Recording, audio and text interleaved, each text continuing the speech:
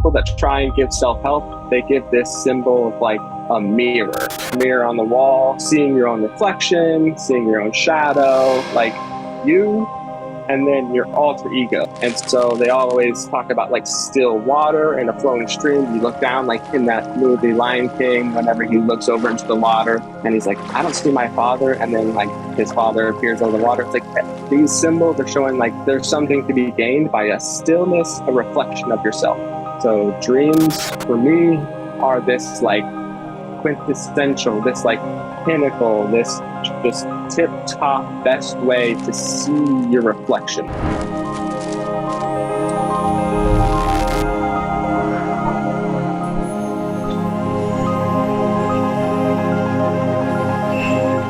Okay, hello everybody. Welcome back to Lucid Living Podcast. Today I'm excited to have Deacon on for this episode. He's a mechanical engineer turned YouTuber, and you can find him on his channel. It's Deacon's Honest Attempt, and it's spelled Dekens. Okay, and he also offers free dream interpretations at deacondoesdreams@gmail.com. And any info, I'll be listing it in the description for you guys. So, Deacon, I wanted to, something I was interested in was that, first off, well, just so everybody knows, I found you through my comment section, saw your channel, and love the fact that you're doing dream interpretation. You're talking a lot about, self-development. I saw some of your videos, you're documenting the journey, which is something I love to see. It's very similar to what I was doing in the beginning, like a few years ago. And another similarity was I actually was also an engineer. At least I was studying to become an engineer. It was biomedical engineering at ASU. And then I actually switched over to psychology. So nice. Yeah. So during that time, I was actually reading a lot into psychology, Carl Jung, like all of the psychoanalytic theories, and that stuff was really helping me out in my journey. So I'm curious, what was the switch? Why the switch from mechanical engineering to YouTube? Can you elaborate on that? Yeah. First off, thanks for letting me on the show. Just trying to get my feet wet into YouTube and kind of new to the experience. And whenever you said, come on the podcast, I said, this is scary. Let's do it. Let's figure it out. Let's give it a go. Yeah. That's how it is. The big switch, to be honest, I was reading a lot of Carl Jung, doing a lot of work. I used to work at a company called Volkswagen. They have a manufacturing plant in Tennessee. And I was helping manage a project, launch a new vehicle all throughout 2020, 2021. And it was kind of stressful to work through it all. And I was reading a little bit more, getting into Carl Jung, really enjoying his stuff. And then understanding some of his concepts, I came across the one where he's like the loss of soul, or like the slackening of consciousness, or like losing your goat. And I was like getting a little worried about it. I was like learning more about it and was like kind of thinking, am I going through this? Am I feeling this? You said losing your what? Sorry? Like my go juice, my energy. Okay. I see. Kind of like a depression, right? Yes, exactly. Perfect word. Depression. That's an even better one. I'd always been someone who doesn't connect with my emotions at all. Very stoic, very non-communicative, very not social. And so saying, do you think going through depression? I just was ignoring it. Just been like, I could never go through depression. I'm just a happy guy all the time. I could never do that. And it was weighing on me more and more. And I was realizing hey, I'm not enjoying this. Life doesn't have that same kind of pull. I'm not so excited about everything. And so read more and more. And I started writing down just dreams, just writing them down early in the year, early 2021. Yeah. Didn't know what they meant. Just was convinced I should write them down. And then about halfway through the year, I was starting to take my chance at understanding what they meant. And part of it was kind of explaining to me, hey, you need to go on an adventure. You should quit your job. Yeah. Okay. That's awesome. And now you're in Costa Rica. Right? Yeah, exactly.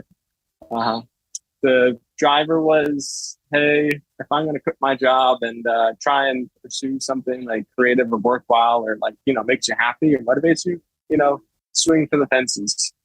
Yeah. Go somewhere where it's like there's a community or a group of people, or just like sounds like an adventure, sounds like something you'd want to enjoy. And so Costa Rica kind of just filled Yeah. that niche. And how's it been since you've made that change? Pretty tough. Pretty tough. The job or the move, or both? Well, kind of like in I guess lessons you've learned or things you've been understanding. Just trying to communicate to like people I worked with, friends, family, people. It's super, super, super hard to like explain like the subjective, personal point of view, and have like I'm just not good at connecting with others in general. So trying to explain it, I was just not hitting the right points, not convincing people, not saying the right things, not getting through. And so it's like really tough to see all your friends, all the people that you associate with kind of just slowly fade into the background, and they start to shun you, and you start to feel alienated and lonely. And so it's been tough. Yeah. I mean, I know I can relate to that because when I did the shift, it was pretty lonely. I'm not gonna lie, because it's like you're going on a path that nobody really, I mean, not nobody, but a lot of people don't understand. And, people say pursue your passion or whatever, but even in the psychology and knowing yourself, that path is so hard. Because, there's a path of like, I'm going to be a creative, I'm going to be an artist. And then, but the path of, I want to understand myself, like at the deepest level, it's lonely because not a lot of people are doing it. And I feel like for me, like the philosophers and the psychologists, they all had like a very similar way of thinking. And that way of thinking was something that really resonated with me because I felt like I thought the same way. And I feel like you and I can relate where like I also was in that, and like I didn't feel good being where I was at. I was studying engineering and I was pretty depressed. I couldn't get up, and I was always on everything. Like I was working out, I was journaling every day, and I was getting good grades and everything. But at one point, I just stopped wanting to go to class, and I understood. I feel like my soul just wants something else, and yeah. And so you kind of go through this transformation where you sort of just discard your old self, right? Like you let go, and everything that is associated with that, right? Like your friends, your family, your like your life, basically, it's gone. Yeah.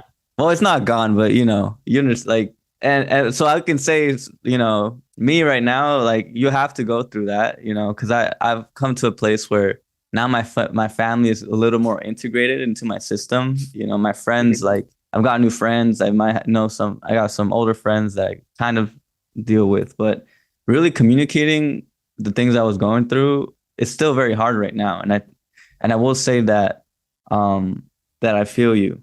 So like, I don't know, what is it that, that you really want to connect with people on? Cause I wouldn't say, I don't think you're bad at connecting. I just don't think you're connecting with the right people. So what is the one thing that you really want to connect on people with? That's a good question. Yeah. I mean, everybody has this conception of what religion is or what meaning is or destiny or purpose. And we all kind of have this taboo, like, don't talk about that. That's strange. Like it's like politics and religion. Don't talk about those things. But we have that organ, we have that function, we have that brain capacity. And it's something that is super, like it just brings the life in you, and it brings the connection between you and other people. It's basically, your question was, what do I want to like bring to the table? What message, what do I want to achieve from this? Is to be able to connect with other people, to bring that aspect of my life out, because like everybody was raised in a certain way. I was raised in a certain way that gave me some peculiarities around like isolation. I was born into a family of 6 kids, and I was a middle kid.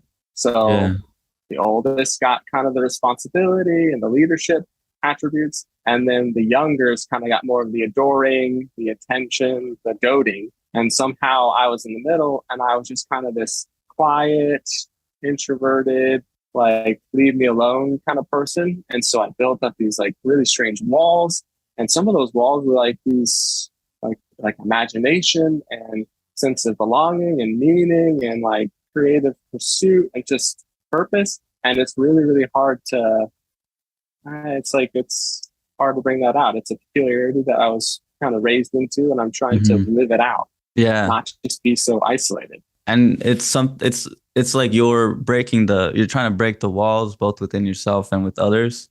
Has there been, I mean, I know that on the journey. Okay, wait, I got one question though. Do you know your Myers-Briggs personality? Yeah. What are you what is it? Introverted. I'm a little bit more on the judging side. I flip between judging and perceiving. But yeah. I'm 100% thinking, like so thinking. So you're INTJ? Yeah. INTJ? Okay, that's me. Yeah. I can see that. I can see that. We're a similar type. That's awesome. There's not many of us out there. I'm just saying, you know what I mean? So we have to go into the internet and really look for connection there, because it's not very easy to connect with an INTJ. For me, I guess it's just all connected, you know, because the personality, the tendencies, the reactions that you have towards your emotions, like all those things, they shape your relationships with people and then also with yourself. Like it is very important. And so the reason I asked was because, you know, I understand like completely like what you're talking about. And I know that along my journey, when I was like, books saved me, you know what I mean? Like books were my happy place, and they still are. Like yesterday I just started picking up like a relationship book, and I was just thinking, like, you know, people talk about mentors, but these books have been my mentors for, you know, it's like years of just experience distilled into this one thing. But what have been some people that you do connect with? And I'm guessing these are people, you know, maybe like authors or forms of thought or even religions or specific theories. What were some big ones that really resonated with you? That's good. I like that point. I like how you were saying, like, connecting with people and the things that are brought up through books and connecting in books. It's like we're suggestible people. Like what we are as humans are, we like to be in a community. We like to have other people around us. We like to talk. We like to have dialogue. And yeah, if you can't have it person to person, via the internet is a good option. Via book is a good option. Via letter is a good option. Over the phone is a good option. Yeah. We are suggestible people. So it's like, it's good to surround yourself with people. And the people who you surround yourself with, they help mold you and bring you about. And so reading books is the kind of people that you hang out with, the kind of suggestions you get. So to answer your question now, it's my favorite. It's been some philosophers back in the day. My favorite's probably Seneca. Seneca? Huge. Okay. I know a small little bit. I know a little bit about him. Can you explain, like, you know, what exactly you like about his stuff? Yeah, he was in an age like roughly at the turn of BC to AD kind of thing. Like he was living in 40 AD, 40 to 100 AD. So it was in this like religious construction, this like Western thought, this Greek Roman times kind of stuff. And if I'm not wrong, he had a pretty good career as like a smart person, as a Senate guy or something like that. And then he helped coach someone that had a really good career as like a militia guy. I don't really want to name any names, but it would be like, I don't know, maybe Alexander the Great or something like that. Yeah, some guy. I know Aristotle was his mentor, wasn't he? Like, was Alexander the Great's mentor?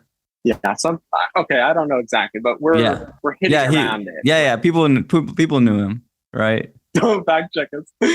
I know we're just trying to make connections here, but we're better at knowing what's being said as opposed to like the history. The details. History's good. Yeah.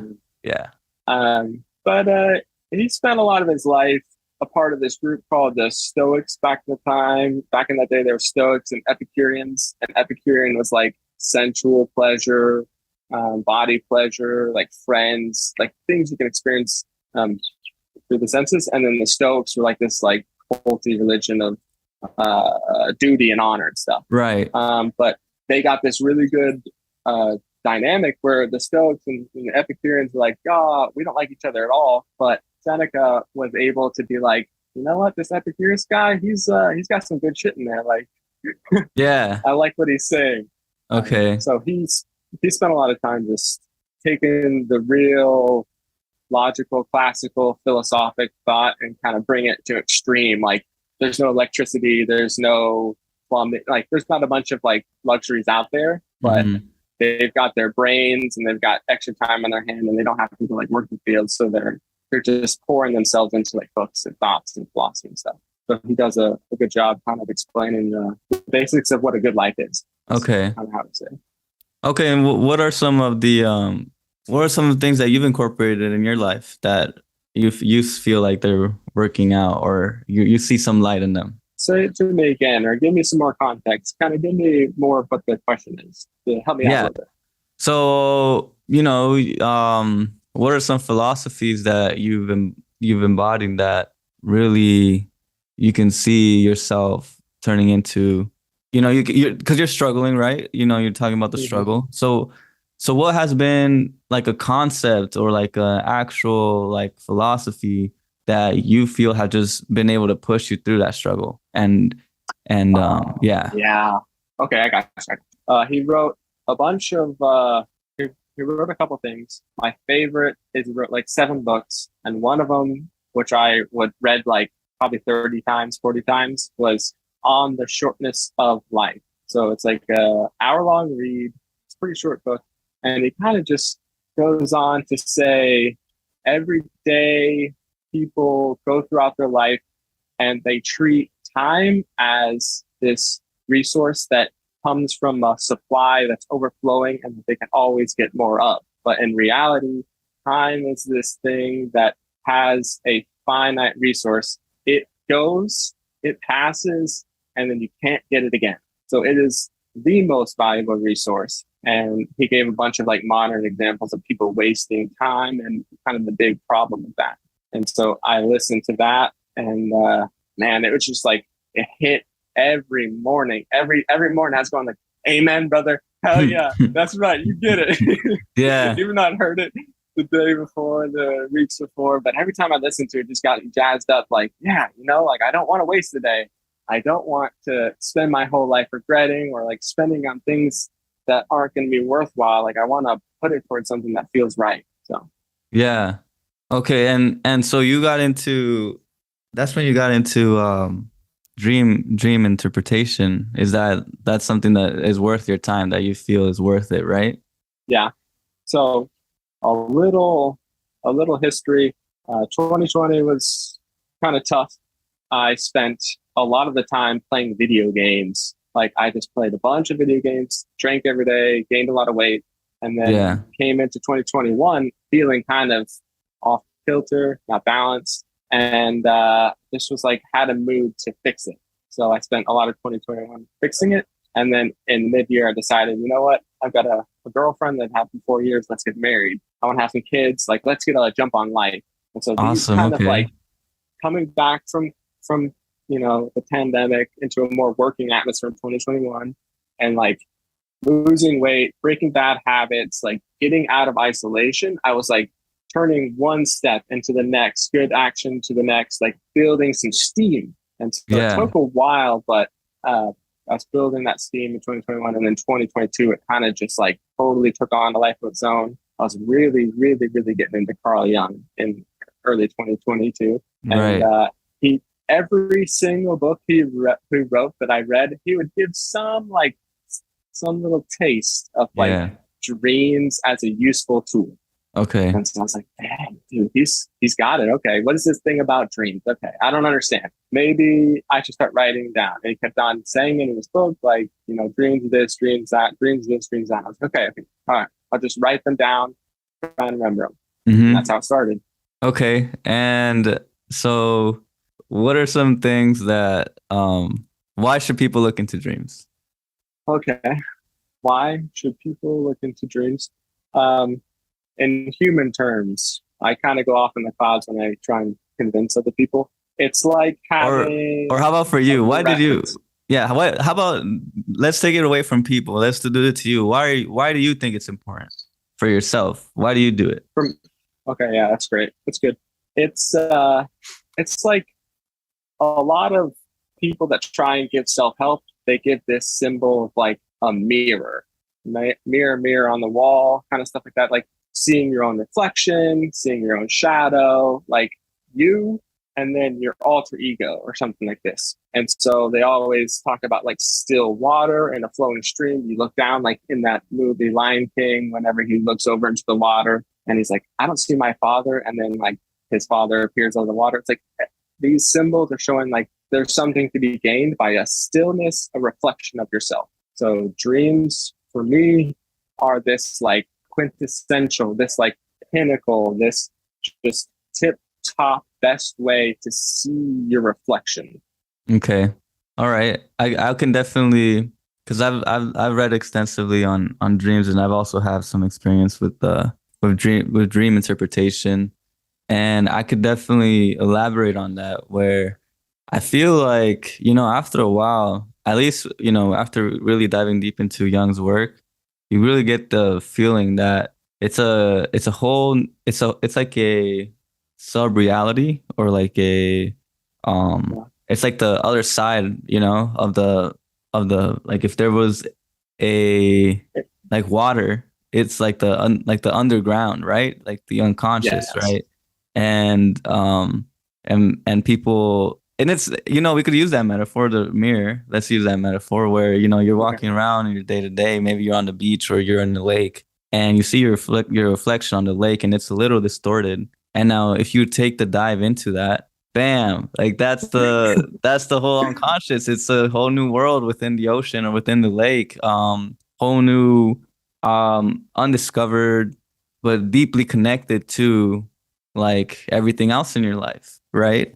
So Mhm. that's a really good metaphor. And I guess, what's an exciting thing for you? Like what is it that, I want to get a good question here, where you're I don't know, what's an interesting like thing that you found out about yourself through dreams? Yeah, what's something interesting that you found out about yourself? That's a good one. I'll try and like start splurting it out and it will like find its form a Yeah, little bit.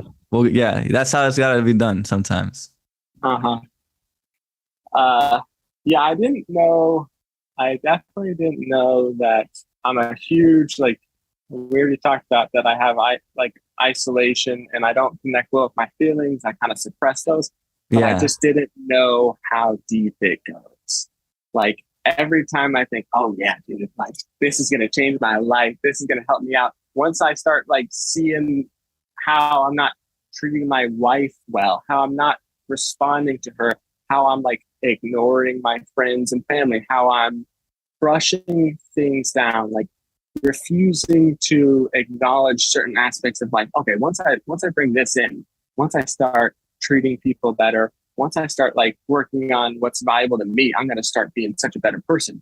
And then you try and integrate that just a little bit, and then you find out, oh man, here's another layer and yeah, another layer. It just keeps, and it's like you can't get to the bottom of it.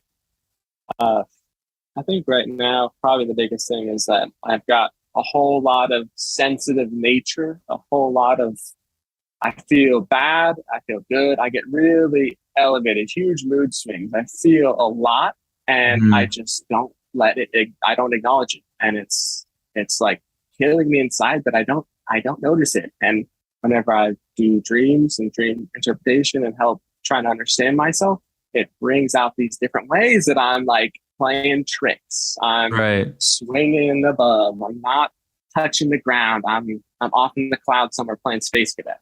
Yeah, that's interesting. I that and the thing here is this big idea of the other side of your personality, and it's also the underdeveloped side of your personality. So you think about, for example, with INTJ, like I was big into Myers-Briggs because Mm-hmm. personality type, I was huge on it. I wanted to get to know myself. But then what I found out was that people else, like those types, INTJ, they have the other side of it, right? The introvert versus extrovert. And through well, first off, the Myers-Briggs, like everybody involved in that would mention your inferior self, like the inferior type, which is the underdeveloped type, so feeling versus what is it? Feeling versus what? Thinking, right? Yeah. So if you're a thinker, then you're probably a shitty feeler. Like that's just most of the time how it goes, right? And if you're an introvert, you're a pretty, if you're heavily introverted, you're pretty bad at extroversion, right? At being extroverted. Yes. And it's not just through, and it's not something that's fixed, right? And that, I think when we're talking about dreams, we get this idea because you're going through it yourself where, there's so many layers, so many things that you have to go through, but little by little, you're kind of able to integrate them into you and you become a little more sensitive. You become a little more, empathetic, a little more expressive. And so you're kind of recovering lost parts of yourself, right? Yeah. And so then we get into this thing where I think, have you looked into individuation? I'm pretty sure you've heard of it, right? Yeah, I like that. I like that a lot. Yeah. So this is dope because then we look into personality type and Carl Jung, and this is something that I kind of just like intuitively grasped as I saw my own journey and my own personality shifts. But Carl Jung said that, individuation is really just kind of like the balancing of these types, the balancing of the introvert into the extrovert, turning into an ambivert, for example, or, balancing your thinking type with your feeling type, your feeling personality, and the judging with the, what's the other part of the judging? Perceiving. Perceiving. Yeah. Yeah. So that's kind of like the process of self-actualization. And I do think that a lot of people are missing out on a big opportunity for, actualizing themselves. So one of the big things, for example, I was talking to a friend and she had a lot of dreams and kind of, like dreams, like nightmares of like an ex-boyfriend, for example. And she was a very spiritual type, but then I asked her, like, do you read? Do you meditate? And she didn't. And I said, well, you are a very extroverted person. Obviously, you feel very, she was having a hard time. It was COVID and everything. And I was thinking, like, if you sat down and read and try to get to know yourself at the, introspective level, you would see this is your dreams, because your dreams are telling you to do that. They tell you to reflect and to see within what's going on. And you would have, and through doing that, you will actually understand why, and also why those dreams are happening. And then also you understand yourself a little bit better. So, and I don't know what happened to her. I haven't talked to her in a while, but that's just something that I understood, that I think a lot of people are walking through their lives not just like really just boxing themselves into this one thing, that I'm an introvert, or I'm just this one person and it's fixed. So I think that's kind of connected to, also an issue that people don't want to connect. It's hard to connect with people because a lot of people just want to stay in that lane. So, yeah. I mean, do you feel like that's kind of happened in your life also? Where I want to stay like closed up and closed off and stuff like that, or that I'm experiencing other people that are being closed off. The other people part where it's kind of, yeah. Yeah, I have this favorite quote, but a bunch of people said it. It's like, anyone who disdains the key won't be able to open the door. When the student is ready, the teacher will appear. Right. Can't teach an old dog new tricks. Yeah. It's this.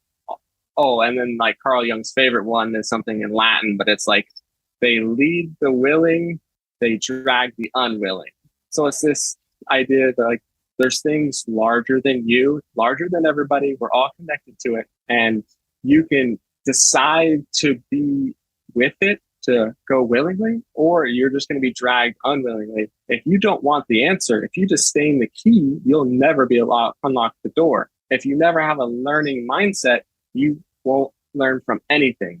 But if you have a learning mindset, everything will teach you. So it's all these things are tying on to this idea that's like the whole point, I feel like, that I've been kind of unraveling for myself is life is about an intention. It's about like an attitude. It's about a way of having rapport. Like, I'm an individual. I can connect with all types of individuals, objects, things in my life. I have to have rapport, connection. I have to be able to relate. I have to be able to reach out, make a connection with other things. If you don't want that connection, if you want to stay isolated, if you don't want to make connections, if you don't want to have rapport, then you won't. So it's all about like having the honest attempt. Plug the channel. Yeah, the honest attempt. Hey, okay, plug that in there. Yeah, yeah, that's good. I like it. And what? So the thing there is, what have you seen? Like, what are some noticeable changes that you've seen in yourself? I know you say you got mood swings. For example, for me, after developing or working on self development, like in this way, I would watch a movie and I'd actually tear up. You know, I used to not tear up. You know, I was very like, I was a cold dude. And then, you know, after that, like I was like, oh, I'm actually crying right now, and it's not that bad. But you know, what has been something like that, you know, where you know changes in your physiology, changes in your reaction, maybe changes in you know, just facing fear, maybe. How's that look like? Totally what you were saying. Like, I'd always pride myself as someone that would never cry during rom-coms or sappy movies. But like, I don't know, last 6 months, year, something like that, I've been just letting it in, man. Like, I cry at great movies. I'm always like, you know, I never had any interest in watching Disney princess movies. And now I'm like, yo, Frozen's got it locked down, dude. Yeah. Like, he's like Cinderella. When I watched that, dude, I was like, damn, these chicks are mean. Like, I would start like tearing up and getting upset. Like, I was feeling these kinds of like relationships and situations and emotions that these people are going through, but I just kind of just let pass me by, one ear through the other, like sweep under the rug kind of thing. So I've been able to really enjoy movies now, and I like super get teared up. Like, I'll put on a good movie, and if it hits right, I'll cry like the whole movie. Yeah, that's dope. And what about I see you have a variety of interests. You know, did these interests, like what was the turning point? You know, because usually for me, I got really into fitness, really into just really diving into creativity. You know, what comes as a result of, you know, awakening to the, you know, your inner self, or these, you know, these shadow selves? What have you experienced? I understand it from an intellectual level, but also from a feeling level. From an intellectual level, Carl Jung talks about you don't experience anything new, you just re-experience what you had before. So things that you went through as a child, certain interests that you had whenever you were a kid that were like left unopened or were traumatic or something like this, they kind of get like that casket, that treasure, that vault looks like appealing again. Like, for instance, I was just going through my dreams, writing down dreams, and then one night I had this crazy dream where I had the wise old man in it, and it was this Asian guy, and he was juggling a bunch of balls. And I woke up and I was like, I forgot I used to love how to juggle. And so like it like totally woke me up to this thing that when I was a kid, like 8 years old, I went into this like talent show and I learned how to juggle, and I thought it was the coolest thing ever. And then the years had passed, a couple years later, and I had just kept on neglecting to juggle. And at a certain point, I wake up, I'm 27, and I forgot that I loved how to juggle. And so dreams will help open up these doors that you closed, these kind of interests that you ran into as a kid or that you experienced in your younger life and that you will be wanting to reunite with. Because YouTube kind of sounds like a strange thing for me to want to get into. I've always had like an interest in YouTube, but I made a YouTube video at one point, like in 2008, and it was just such a bad video. I used to play this video game called RuneScape, and okay, you know what it is. I know, well, I know RuneScape a little bit, but go ahead. Okay, I just wanted to make a video about it because I saw other people doing it, and it was all the rage back then. Yeah, and I made a really bad video, and I didn't know what I was doing, and I posted it, and I felt really like just super, not like ashamed, just like general sadness about it, and like embarrassed, and I just kind of And then every time I thought like, hey, I want to quit my job and do YouTube for a living, I never had the courage to do that. I never had the rationale, the kind of subjective confidence that it took to kind of take that leap of faith. And so going through this awakening, this growth mindset, it's reopening juggling, it's reopening YouTube making, it's reopening like all these intense feelings, very sensitive guy that I've been totally locking down, not allowing to pass through. I'm letting those things through. It feels really good. And what would you say that has anything, would you say this is kind of like a healing process? Yes. Huge. Yeah. Massive healing process. Awesome. Because I'm thinking about, I don't know, we have pretty similar interests. That's something, you know, because I can tell you like from where I stood was I would journal every day, you know. I read a lot from the Stoics. You know, big Marcus Aurelius guy.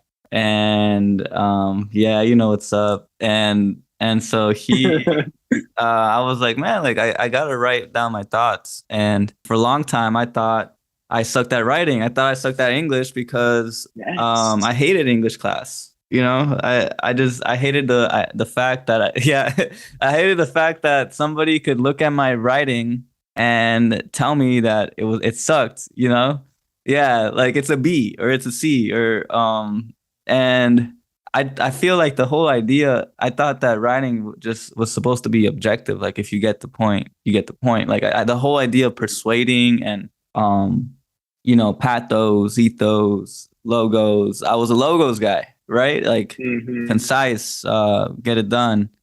And when it came to English class, I would put in the work, but then it was very discouraging, you know. And so it was that one class that I always got a B in, for example, you know. And during the time where, you know, I stopped doing English I stopped writing for a class and I started writing it for myself, you know, just journaling and creating this safe space around writing down my thoughts and really just expressing myself freely without anybody really having to judge it. You know, as I did that, I awakened to, you know, a liking or a tendency to want to express myself through writing. And it became a place for me to feel good, right? And so, you know, when I started doing that, you know, even more ideas kept flowing into who I wanted to become. So I would constantly question, you know, who do I want to be? What kind of things do I want to do?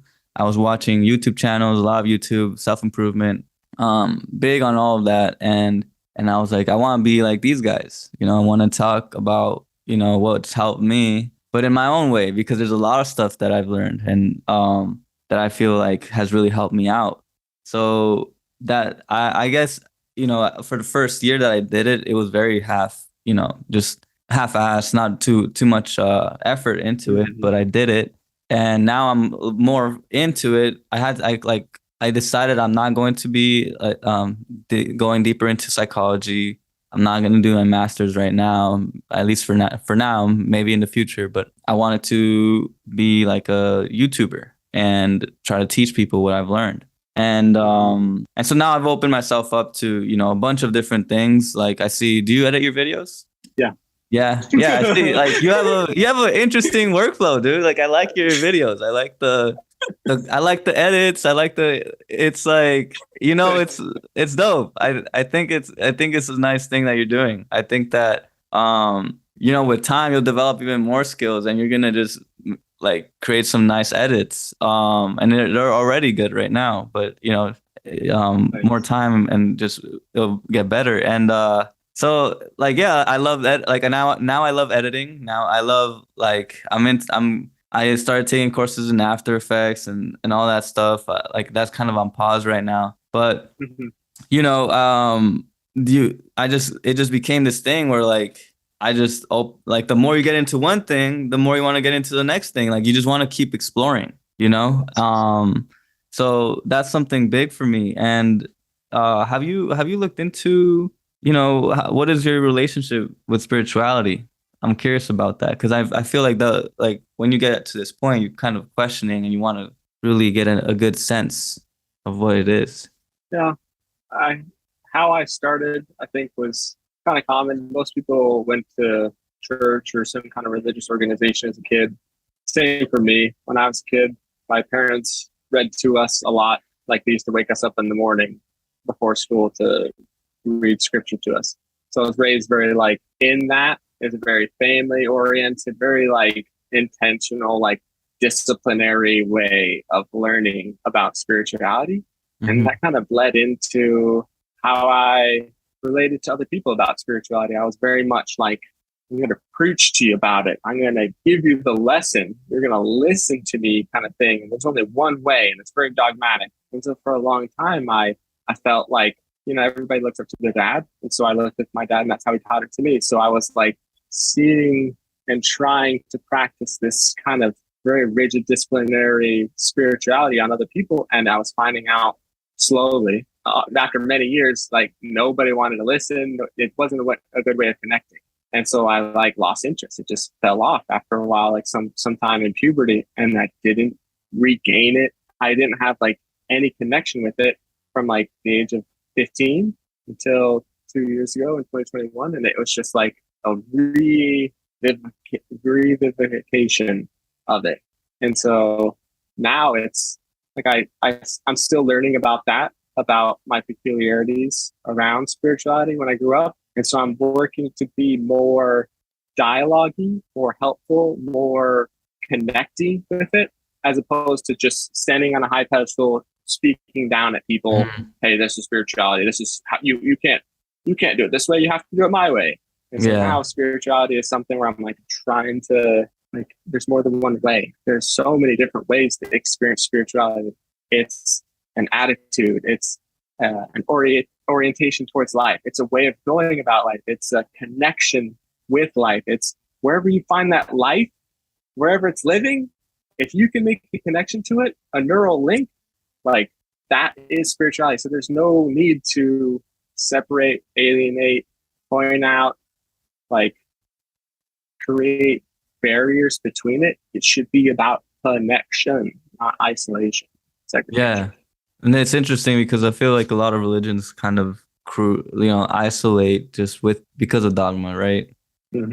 Yeah. I agree. And then, I that's a pretty similar I also had like a pretty similar upbringing where my parents were Catholic, and I really disconnected from the religion during my, also like during puberty. I think I became very rational and kind of atheist. And then and so after a while though, I kind of became a little more agnostic, and then I tried religion and it didn't work. Like horrible experience for me. And then but I knew there was something there, so that's when I set out to really question, dove into the I really like the idea of meditating. I really like that. I got into it, and the experiences I still have, like, they've been awesome, So do you have a practice like that? Your own spiritual practice? Yeah. I first learned about it from like my health guru guy. He's a real smart cookie, and he had a podcast, and he kept on saying, first thing that's most important in your life is your deficits. Like if you're not sleeping enough, sleep more. If you're not eating well, eat well. If you're exercising, exercise. And then he would always make the fourth one about managing stress in your life. And he would say meditation or practices or stuff like that. And for a long time, like a year or two, I was like, whatever about this, like the stress thing. And then, I just started to give it a go. And I've been practicing meditation. Like lots of people have different types of meditation. My meditation is just, I'll wake up, close my eyes, focus on breath, try and not allow thoughts to come in. If they do, let them out, and just kind of notice the body and the breath. And I do that every day. Maybe I've been better at certain months or weeks of the year, but it's roughly like 3-4 years now, just about every day, little 5-10 minute sitting in the bed before you get up and make coffee and stuff, just breath work, focusing on the body, stuff like that. Okay. That's cool stuff. And do you have any theories? Any interesting things? Because I know I want to go there. So like, for example, for me, I read The Power of Now. Have you read Uh-huh. that book by Eckhart Tolle? No, No? it does Okay. sound familiar, but Yeah, it's a pretty popular book in the like meditation space, but mhm. one of the things I would often think about was the whole construction of reality, like how we construct reality through, it's everything's perception. And I would think about like, because I would meditate and I would feel the presence of like me just being fully present. And in the book, Eckhart was talking about how you don't like everything is just the now. Like everything comes Mhm. through the now, and everything only exists in the now. So it's always been the now. We've always been present, except well, so like for example, like your past is kind of like a construction of it's like a memory, but then it can change. It changes based off how you interpret it. You know, or Yeah, your future is also very well based off like your current intention um or like the perspective that you have, like positive or negative. So it really pushed me into this idea that time travel, I guess, like time travel is kind of like this thing where you could kind of time travel in the reality. You can exit this space and see and perceive and visualize yourself in the future and really yeah, feel that and bring that feeling into the moment. And then you could also, for sure, I know this for sure, where you can go back into your past and like restructure your mind and redefine the meaning that you attach to a certain event. And then that event will basically kind of, if it's a traumatic event, you can heal from it just through, through the redefining. And so by redefining it, I mean, and so the big connection, I guess I could connect this to dreams because oftentimes I healed through dreams. I would have an interesting experience where I would go back in my past, I would work with a memory, and I was lucid enough to like to understand what was going on. And then when I would wake up, I would like redefine it. I would really sit with it and work on why I gave that meaning to the dream. And I think the dream usually it speaks in meanings, and so the key is the meaning that you attach to the event. So how so I don't know. What do you think about that? I 100% agree. The importance like meditating has on you, and then the way that dreams help you toy, flip, rotate, puzzle around with things. That's constantly what's going on in your head. It's for me at least. I play a lot of sports, so in my dreams, I dream a lot about balls, tennis balls, golf balls, frisbees, basketballs, like, and all the time these balls are supposed to symbolize this like orientation to the external, to the internal world, Mm-hmm. and the way that you solve problems. Like you were saying, if you change the way you saw it in the past, you can affect the present. So if you can take an issue that you have in your head and you can replay it in the future or project what it might look like for you if you do certain steps that you need to do to achieve your dream, like you're trying to unlock that path. You're trying to twist it and turn it and flip it and move it, toy with it, play with it. You're trying to unlock it. And that's, I can't remember exactly, but there's some connection between the word meditation, mathematics, and having to do with like flipping and toying and rotating it, That's trying to interesting. solve. That's really interesting because that's how I explain meditation to people, where if you're able to observe it without the attached meaning that you have about it, you can really manipulate the situation to your liking. Like like does that make sense? If you can flip it to your liking, like if you can orient the past, or if you can perceive the different possibilities, you can make those possible. Yeah, Something like I that. mean, yeah, I feel like what we're talking about is kind of like if you were to see the meaning of something question the meaning that you attribute to love, for example. And then instead of being so intimately connected to it, because when you're identified to the meaning, you're stuck within the box. So you can't really manipulate the box. You have to get out of it in order to rotate it, collapse it, readjust it. So if you're able to get into a meditative state, you detach. And when you're detached, you are actually looking at the situation from a third person point of view, and you're able to and that's when you're able to manipulate it, like rotate it and like expand upon it or shrink it. Have you had an experience like that? Being above the situation. Being above the situation. Because it's kind of like it's just meditation where you're like sitting and you're thinking about something, and that's where you kind of see in problem solving. It's pretty helpful when you're trying to. Okay, yeah. I experience that a whole lot because as a thinker, I create this like scaffolding in my head about how things are, or I have all these kind of intuitive connections that aren't logical.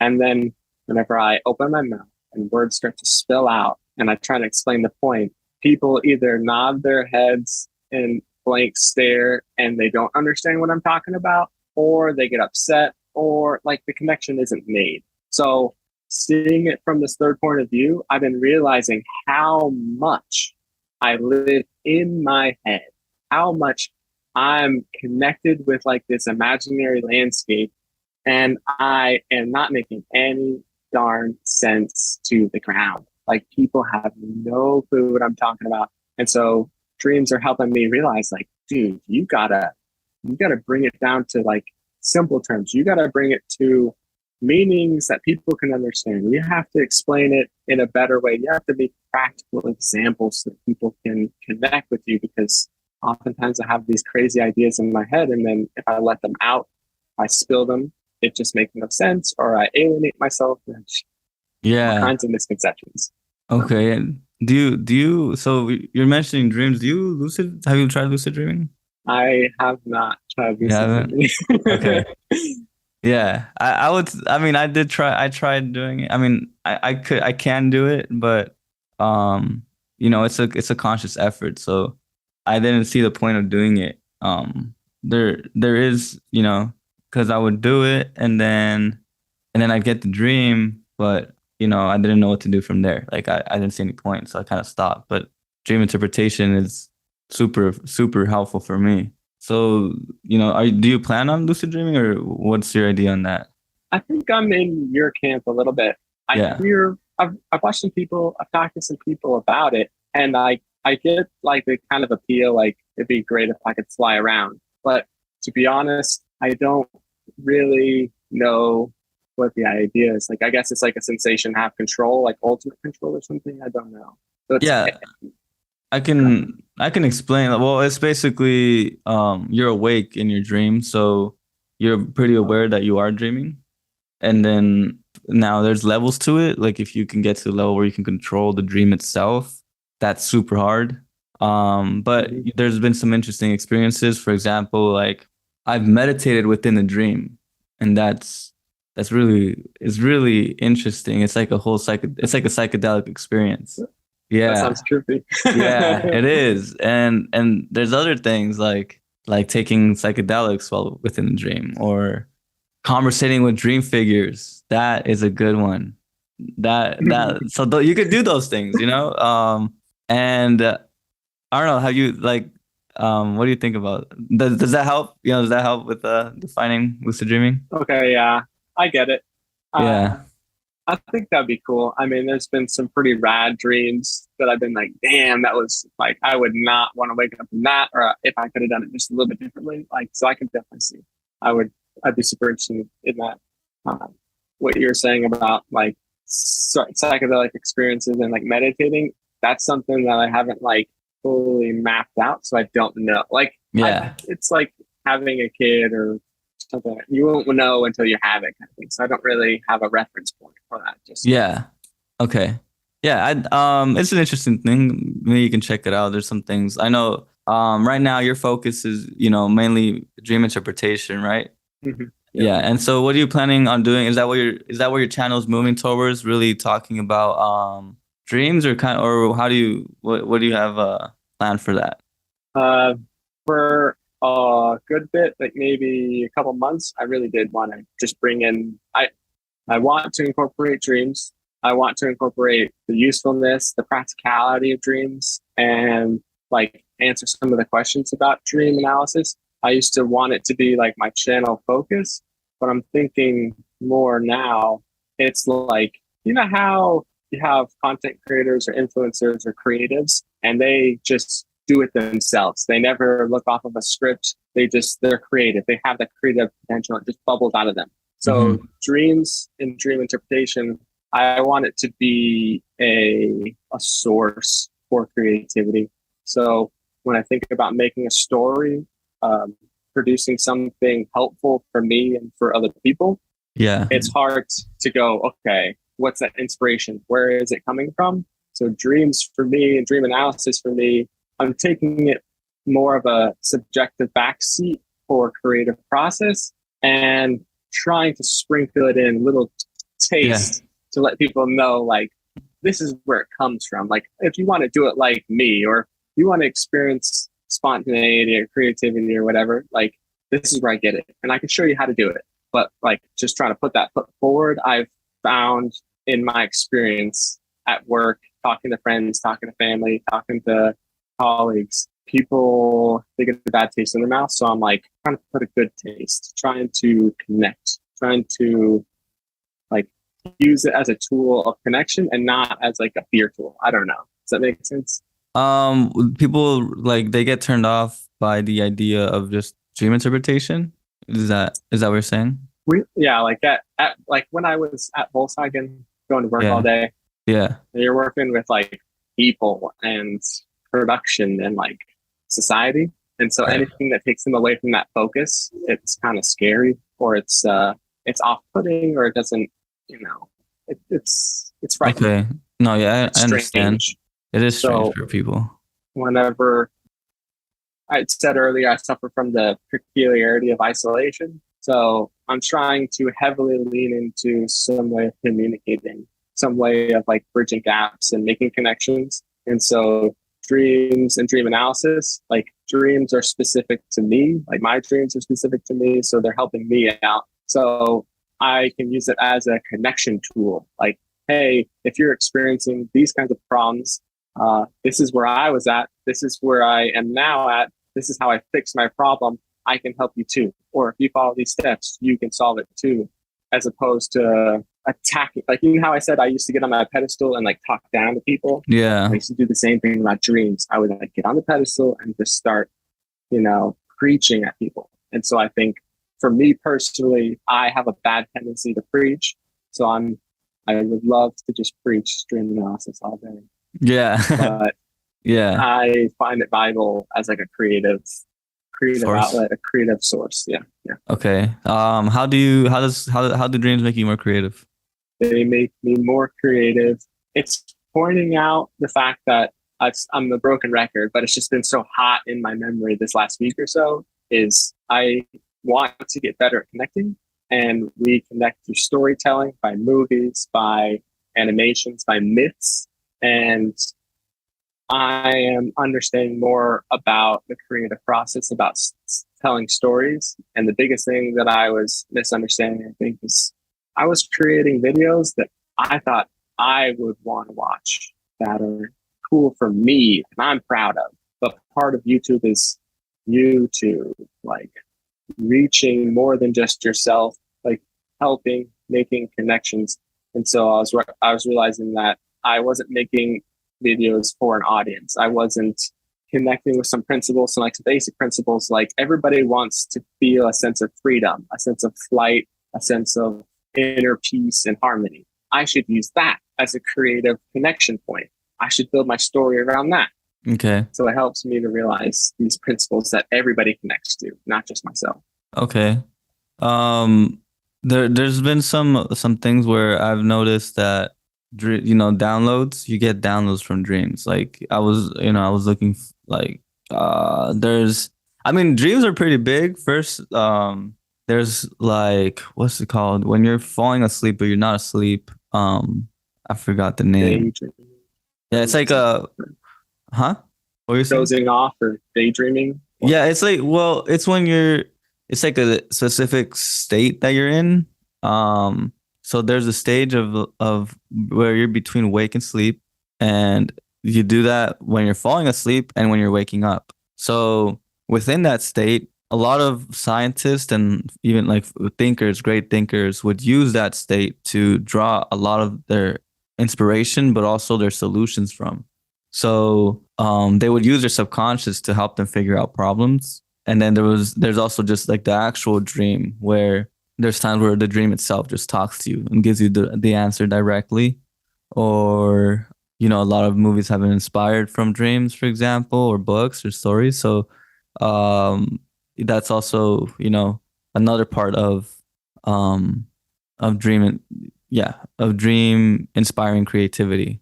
Mhm. For sure. I don't know if you experienced any of those kinds of experiences. You know, just like the dream. You know, you hear music in your dream, or you see a story where you're like, this would be a great video. You Oh know, yeah. yeah, Yeah, I mean, last night I was like, I mean, I'm coming up with a video idea right now, and it's like I read a book. I read Carl Jung's third book, and I recorded the video. I recorded me talking about the book, and I realized like this isn't going to land. And I wrote down in my dream journal like, what am I going to work on tonight, or like, what am I focusing on? What am I consciously trying to solve? And part of it's like making exciting titles and thumbnails and stuff like that. And so I got this idea for my next video where I'm gonna, I don't know, I don't know, should I talk about it? I don't know. I'd really like to make the video before talking about it. I don't know. But yeah, basically the dream, like me thinking about it, me wanting to solve a problem, me going, right, okay, I want to fix this. I want to make it great. If I do that before going to bed, I find that the problem is being fleshed out. The yeah. biggest thing that's ailing me during the day is being worked through in the dream. Awesome. Yeah, So yeah. yeah. That's how it works, right? That's the subconscious at work right there in the background. Yeah. I want people to be aware of that, you know, that if you have issues, you know, if you guys a problem trying to solve those, I don't know, whatever, you can consult with your subconscious to help you out. Is there anything else you'd like to mention? You know, something that you find important about dreams that people need to know? Oh yeah. I got one thing for sure. I mean, I got super into dreams, started reading about it, and I was like wanting to understand more. And at the beginning of this book, Carl Jung was writing a bunch about like compensation, compensation, Oh compensation. I was yeah. like, what is he talking about? Like, let's get to the meat and potatoes. Like, Yeah. let's start looking at dreams. Let's get this thing going. And he spent like a big, huge, long time explaining compensation. So I'll go over that for anybody who's kind of interested and kind of like help them bridge that gap. Right. So in biology or in your body, if you get too hot, your body compensates because you're too hot to make you colder by sweating. If you're too cold, your body compensates to make you a little bit warmer. You're trying to stay in the middle, not too much to the right, not too much to the left. You're trying to stay in the middle. So everything that the body does is trying to bring you towards the center. You're trying to compensate towards the middle. So dreams and your unconscious and things that you are being presented are a compensation to a extreme deficit view or an extreme overcompensation view. It's trying to get you more towards the middle. So some of the ways that manifests is like if you have a really good image of your father, you really love your father, he can do no wrong. But maybe in reality, he's not the best guy. You may start seeing images of your dad being overly drunk or obscenely dressed or provocative or not. Like he has a negative connotation to him. The dream is trying to compensate to say, hey, take your dad down a peg. You have him too highly valuable. it's trying to compensate a one-sided point of view. So biggest thing about dreams is trying to compensate. So whatever you think about during the day, whatever you consciously are worried about, focusing on, working towards, angry about, upset, excited about, all these types of things, they're trying to compensate you towards a more stable, harmonious kind of life. Yeah, and that's information for you, you know, right? Like, yeah, big information for everybody right there, where it's like that's the key to life is all about balance, right? So your dreams have goodwill, right? Even though people don't want, your subconscious has goodwill.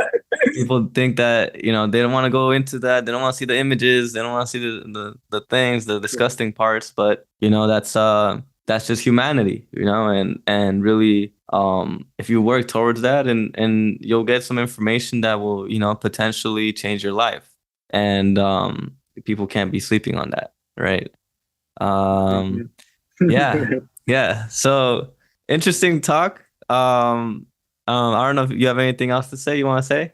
I could just plug my account, but this is what I expected. This was good. I'm glad we got to connect because it's lonely out there. It's good to talk to some people who are like-minded and want to work towards like a positive solution. So it's been really helpful to be on this podcast with you. Yeah. Thank you. Thanks for being on here. So where can people find you? Can you say that once again? Yeah, I got a YouTube channel. It's called Deacon's Honest Attempt. We'll have links in it. Right now, I'm wanting to expand my experience, work with people. So if you want some kind of dream analysis help or just have some questions, shoot me an email at deacondoesdreams@gmail.com. And I'll help you out. Free of service. Awesome. Thank Volunteer you. work. Yeah. Hey, it's helpful. It is. And you'll get the expertise and I don't know, become a dream analyst. Hopefully. I don't know. Who knows? Who knows what happens? Yeah, exactly. Yeah. All right. Awesome. So that's it for today, guys. Thanks for joining us on this episode on dream interpretation and just talking psychology here. Remember, stay lucid and we'll see you on the next one.